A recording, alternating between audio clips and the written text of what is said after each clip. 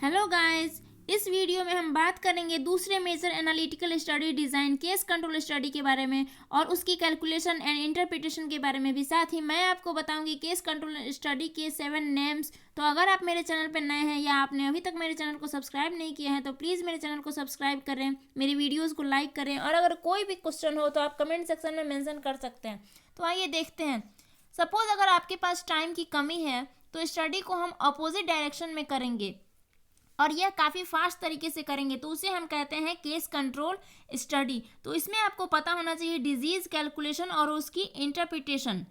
ठीक है, तो शुरुआत करते हैं कि सबसे पहले केस कंट्रोल स्टडी के डिज़ाइन से। सपोज आज ईयर 2022 में हम शुरुआत करेंगे डिजीज से। तो हमें चाहिए डिजीज लोग, यानी जिनको लंग कैंसर है।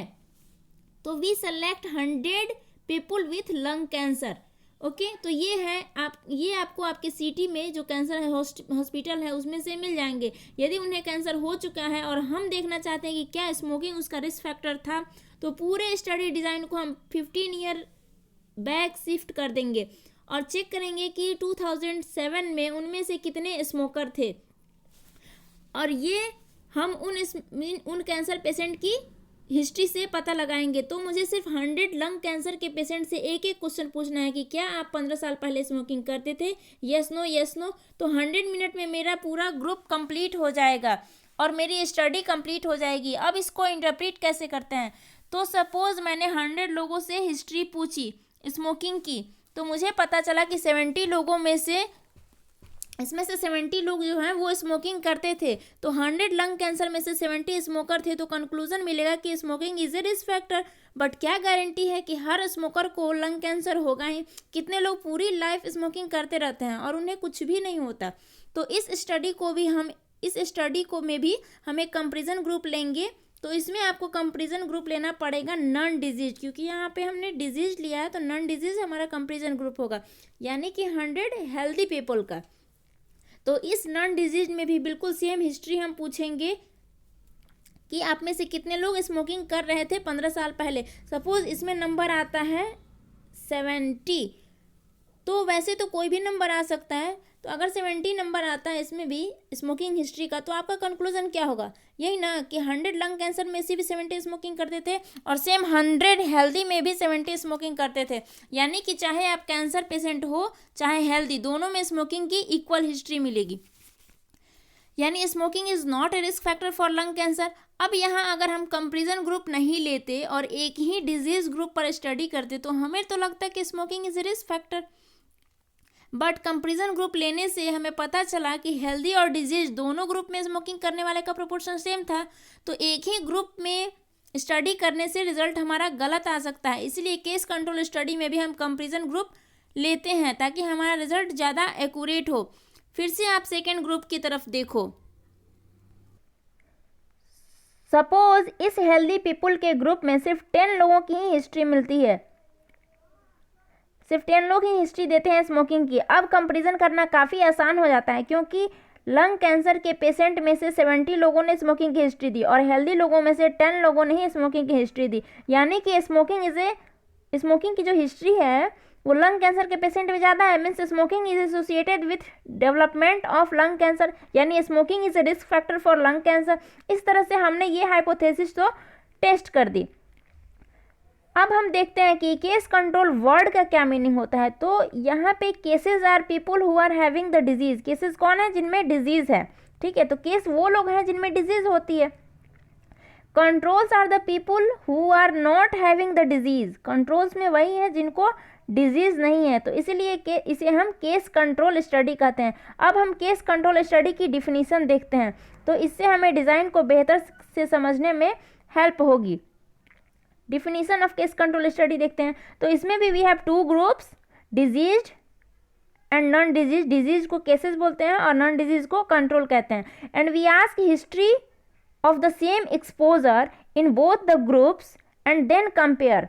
हम सेम हिस्ट्री पूछते हैं दोनों ग्रुप में और फिर उसको क्या करते हैं, कंपेयर करते हैं। तो आपके पास दोनों ग्रुप जो है केस और कंट्रोल, दोनों ग्रुप से आपने हिस्ट्री लेकर कंपेयर किया, तो इससे आपका हाइपोथेसिस जो है वो टेस्ट हो गया।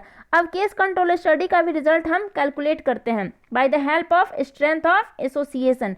ठीक है, तो आपको याद होगा कि कोहॉर्ट स्टडी में बेस्ट जो था स्ट्रेंथ ऑफ एसोसिएशन वो क्या था, रिलेटिव रिस्क था। बट यहाँ केस कंट्रोल स्टडी में आप फॉलो अप तो नहीं कर रहे हैं कोहॉर्ट स्टडी की तरह, ना ही कोहॉर्ट स्टडी की तरह यहाँ पे इंसिडेंस पता चला, क्योंकि इंसिडेंस तो फॉलो अप करने से ही पता चलता है।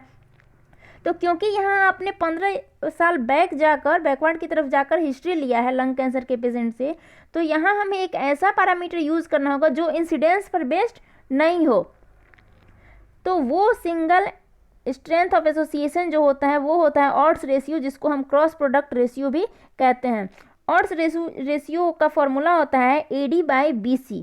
ठीक है, तो अब आइए इसे कैलकुलेट करते हैं। तो यहाँ फॉर्मूला में जो ABCD है इसे कैलकुलेट करने के लिए आपको रफ शीट पर एक टेबल बनाना पड़ेगा। ओके, तो अब टेबल में आपको याद रखना है कि डिजीज जो होता है वो हमेशा टॉप पे होगा, और डिजीज तो या तो प्रेजेंट होगा या फिर अब्सेंट होगा हमारे दोनों ग्रुप में। ठीक है, लेफ्ट साइड में आपका होगा history of risk factor. History में भी दो ही पॉसिबिलिटीज़ हैं, या तो हिस्ट्री प्रेजेंट होगी या फिर हिस्ट्री अब्सेंट होगी। ओके, तो इस टेबल में 4 सेल हैं A, B, C and D, बिल्कुल स्क्रीनिंग टेस्ट के टेबल की तरह। अब इस एग्जाम्पल की कैलकुलेशन करते हैं तो हमारी डिजीज़ है लंग कैंसर एंड हमारा रिस्क फैक्टर है हिस्ट्री ऑफ स्मोकिंग। तो सेल ए में देखते हैं यहाँ क्या होगा। तो सेल ए में लिखा है, ए में डिजीज़ भी प्रेजेंट है और हिस्ट्री भी प्रेजेंट है। तो कितने लोगों में हिस्ट्री भी प्रेजेंट था और डिजीज़ भी प्रेजेंट था? 70 पीपुल थे जो लंग कैंसर की हिस्ट्री भी दे रहे थे और उनमें डिजीज़ भी प्रेजेंट था, और सॉरी स्मोकिंग की हिस्ट्री दे रहे थे और लंग कैंसर भी प्रेजेंट था। तो यहाँ पे हो गए 70 पीपुल। अब देखते हैं सी कितना होगा। तो सी में डिजीज़ प्रेजेंट है लेकिन हिस्ट्री अब्सेंट है। तो ये कितने लोग थे? तो ये 30 लोग थे। 70 ने तो हिस्ट्री दिया लंग कैंसर का, लेकिन बाकी जो 30 लोग थे लंग कैंसर वाले उसने तो हिस्ट्री नहीं दिया था ना स्मोकिंग का। तो ये बाकी जो 30 हो गए वो क्या हो गए, जिसमें डिजीज़ प्रेजेंट है लेकिन हिस्ट्री अब्सेंट है। ओके, तो सेल सी में हो जाएगा हमारा 30। तब टोटल डिजीज कितने हो गए? ये हो गया डिजीज़ प्रेजेंट सेक्शन। तो डिजीज़ टोटल कितने हो गए? A + C दोनों को ऐड करेंगे तो हमारे डिजीज हो गए 100। इनको क्या बोलते थे हम? 100 डिजीज को केसेस कहते थे। तो ये हो गए हमारे 100 केसेस। अब देखते हैं दूसरा कॉलम, कंट्रोल का कॉलम है। ठीक है, जिसमें B सेल है और D सेल है। तो B सेल में क्या है कि डिजीज़ अब्सेंट है और हिस्ट्री प्रेजेंट है। तो ऐसे कितने लोग थे? तो 10 लोग थे ना, जिसमें डिजीज़ तो प्रेजेंट था लेकिन सॉरी हिस्ट्री प्रेजेंट था लेकिन डिजीज़ अब्सेंट था। अब लास्ट कॉलम है D, जिसमें डिजीज़ भी अब्सेंट है और हिस्ट्री ऑफ रिस्क फैक्टर भी। तो यह होगा 90। तो टोटल केसेस जो हैं वो हो गए 70 + 30 100, और टोटल जो कंट्रोल हो गए B + D ये हो गए 10 + 90 100। ठीक है, तो इन लोगों में डिजीज़ अब्सेंट है। तो अब आपको फार्मूला यूज़ करना है AD/BC। तो AD/BC फार्मूला जब आप यूज़ करते हैं तो यहाँ पे ये सारे वैल्यूज़ आप पुट कीजिए। तो ये हो जाएगा 70 × 90/10 × 30। तो हमारा ऑड्स रेशियो आएगा 21। अब इसकी इंटरप्रिटेशन क्या होगी? तो lung cancer have 21 times more chance of reporting history of smoking as compared to healthy people in the study. Okay, means lung cancer के केस में 21 गुना ज़्यादा चांस है कि वो आपको स्मोकिंग की हिस्ट्री देंगे हेल्दी लोगों के मुकाबले में। अब हम ओड्स रेशियो की सिंपल इंटरप्रिटेशन करते हैं बिल्कुल रिलेटिव रिस्क की तरह। ठीक है, तो यदि आपका ओड्स रेशियो मोर देन 1 आता है इसका मतलब है कि एसोसिएशन प्रेजेंट है, रिस्क फैक्टर का एसोसिएशन प्रेजेंट है। अगर आपका ऑड्स रेशियो 1 आता है इसका मतलब है कि रिस्क फैक्टर का कोई एसोसिएशन नहीं है। अगर आपका ऑड्स रेशियो लेस देन 1 आता है इसका मतलब कि इनवर्स या फिर negative association means risk factor जो है वो क्या है, प्रोटेक्टिव है। ओके, तो अब आते हैं कि जैसे कि कोहॉर्ट स्टडी के मल्टीपल सिनोनिम्स होते हैं वैसे ही केस कंट्रोल स्टडी के भी सिनोनिम्स हैं। आपने देखा था कि केस कोहॉर्ट स्टडी को हम आज स्टार्ट करते हैं और 15 साल आगे जाके हम फॉरवर्ड फॉलो अप करते हैं, इंसिडेंस हमें पता चलता है, ये सब कुछ पता चलता है, उसमें रिलेटिव रिस्क निकलता है, पॉपुलेशन एट्रीब्यूटेबल रिस्क निकलता है।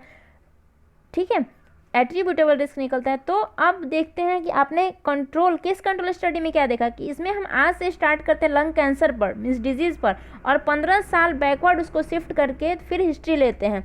तो केस कंट्रोल स्टडी का पहला जो नाम होगा वो होगा बैकवर्ड लुकिंग स्टडी, क्योंकि इसमें हम बैकवर्ड में जाके हिस्ट्री लेते हैं। इसका दूसरा नाम क्या होगा?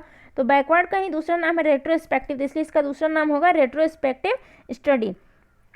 अब देखते हैं कि इसमें हम क्या करते हैं कि लंग कैंसर जो कि हमारा इफेक्ट है उससे हम जाते हैं कॉज की तरफ, जो कि उसका कॉज है स्मोकिंग, उसके तरफ जाते हैं। तो इफेक्ट टू कॉज स्टडीज़ का नाम है। फिर लंग कैंसर जो कि डिजीज़ है उससे हम जाते हैं रिस्क फैक्टर, जो कि स्मोकिंग है उसके तरफ, मीन्स डिजीज़ पेशेंट को लेते हैं और उसकी हिस्ट्री लेते हैं, रिस्क फैक्टर उसमें क्या था। तो डिजीज़ से हम रिस्क फैक्टर की तरफ गए, इसलिए disease to risk factor study. Next है आउटकम टू एक्सपोजर स्टडी, क्योंकि यहाँ पे आउटकम जो है वो तो डिजीज़ हो गया और एक्सपोजर, तो स्मोकिंग से एक्सपोज हुआ पर्सन तब उसे डिजीज़ हुआ, तो आउटकम से हम एक्सपोजर की तरफ गए, इसलिए इसको बोले आउटकम टू एक्सपोजर स्टडी। आप जानते हैं कि केस कंट्रोल स्टडी में हम फॉलो अप नहीं करते हैं, तो इसमें हमें फॉलो अप स्टडी, इसको हम फॉलो अप स्टडी के नाम से नहीं जान सकते और ना ही हमें इंसिडेंस का पता मिलता है, तो इसलिए ये इंसिडेंस स्टडी भी नहीं हो सकता है। तो इस तरह से कोहॉर्ट स्टडी के 7 सिनोनिम्स हो गए और केस कंट्रोल स्टडी के 5 सिनोनिम्स। आपको याद रखने के लिए सिर्फ आपको स्टडी का जो है ना डायरेक्शन याद रखना होगा, सिर्फ डायरेक्शन अगर आपको याद है तो ये 7 कोहॉर्ट स्टडी के और 5 केस कंट्रोल स्टडी के नाम आपको अपने आप याद रह जाएंगे। ओके, अब देखते हैं केस कंट्रोल स्टडी के 2 और नाम होते हैं। ओके, केस कंट्रोल स्टडी का छठा नाम है ट्रहॉक स्टडी। अब आप बोलेंगे ट्रहॉक स्टडी का क्या मतलब होता है? तो ट्रहॉक स्टडी का कोई मतलब नहीं होता, क्योंकि ट्रहॉक एक फिक्टिशियस वर्ड है, ठीक है, लेकिन हम इसे ट्रहॉक कहते हैं ये दिखाने के लिए कि कोहॉर्ट स्टडी का बिल्कुल उल्टा है, COHERT। आप उल्टी साइड से देखें तो ये कोहॉर्ट लिखा है, तो इसे हम सिर्फ दिखाने के लिए यूज़ करते हैं, ये कोहॉर्ट का बिल्कुल उल्टा है, ठीक है। तो this word is acceptable in epidemiology. Case control study का 7th नेम है केस रेफरेंस स्टडी। ओके, अगर आपको मेरी वीडियो पसंद आई हो तो आप प्लीज़ मेरे वीडियो को लाइक करें, शेयर करें, और अगर आपने अभी तक मेरे चैनल को सब्सक्राइब नहीं किया तो प्लीज़ सब्सक्राइब करें। और अगर आपको नोट्स चाहिए, मेरे वीडियो से रिलेटेड नोट्स चाहिए, तो आपको इस वीडियो के डिस्क्रिप्शन बॉक्स में मेरा ग्रुप का लिंक मिल जाएगा, टेलीग्राम ग्रुप का, उसमें आप जाके नोट्स ले सकते हैं, वहाँ पर आप जाके ज्वाइन कर सकते हैं। Okay, thank you.